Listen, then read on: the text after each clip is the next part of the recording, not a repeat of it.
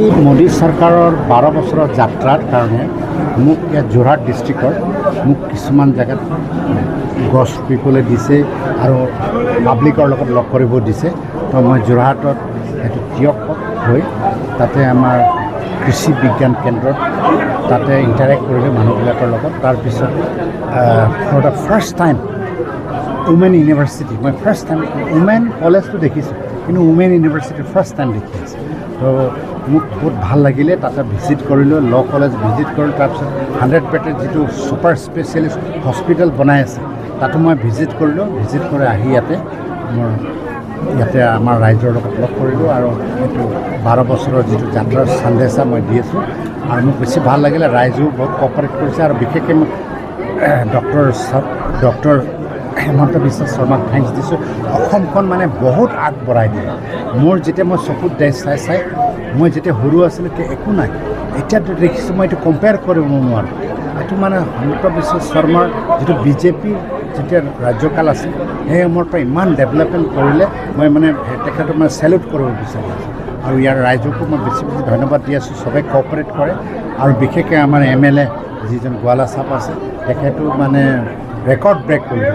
মানে তিতাবৰটো কংগ্ৰেছৰ, আমি ভাবোঁ যে কংগ্ৰেছৰ চিট, কিন্তু কংগ্ৰেছৰ চিট মানে হাৰাই এতিয়া বিজেপি আহিছে আৰু মই জানো যে এইটো বহুত ডাঙৰ ডেভেলপ কৰিব পাৰে। Thank U.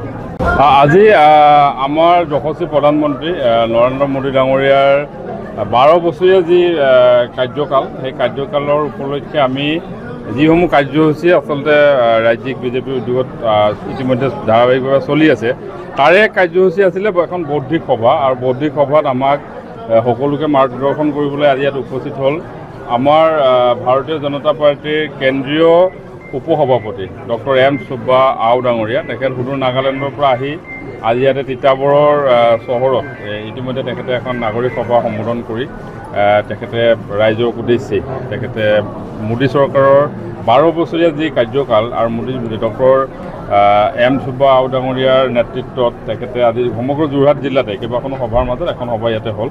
আৰু নৰেন্দ্ৰ মোদী ডাঙৰীয়াই ইতিমধ্যে ভাৰতবৰ্ষৰ গণতান্ত্ৰিকভাৱে নিৰ্বাচিত প্ৰধানমন্ত্ৰীসমূহৰ মাজত তেওঁ সৰ্বকাল ভাৰতবৰ্ষক শাসন কৰা, সৰ্বকাল কাৰ্যভাৰ পৰিচালনা কৰা এজন প্ৰধানমন্ত্ৰী হিচাপে ইতিমধ্যে পৰিগণিত হৈছে, যিটো আমাৰ কাৰণে গৌৰৱৰ কথা। আৰু এই কাৰ্যসূচীৰ লগত আচলতে আমি বৌদ্ধিক তিতাবৰৰ বিশিষ্ট ব্যক্তিসকলৰ সৈতে আজি মত বিনিময় অনুষ্ঠান খুব সুন্দৰকৈ হৈ গৈছে। আৰু পৰৱৰ্তী কাৰ্যসূচীসমূহতো আমি ভাবিছোঁ যে মোদী ডাঙৰীয়াৰ যি লক্ষ্য আৰু উদ্দেশ্য, সেই লক্ষ্য আৰু উদ্দেশ্য সাকাৰ কৰিবৰ কাৰণে আমি সকলোৱে সংকল্পবদ্ধ হৈ কাম কৰি যাম। যিকোনো খবৰৰ বাবে যোগাযোগ কৰক আমাৰ এই নম্বৰত 9181 307 2221।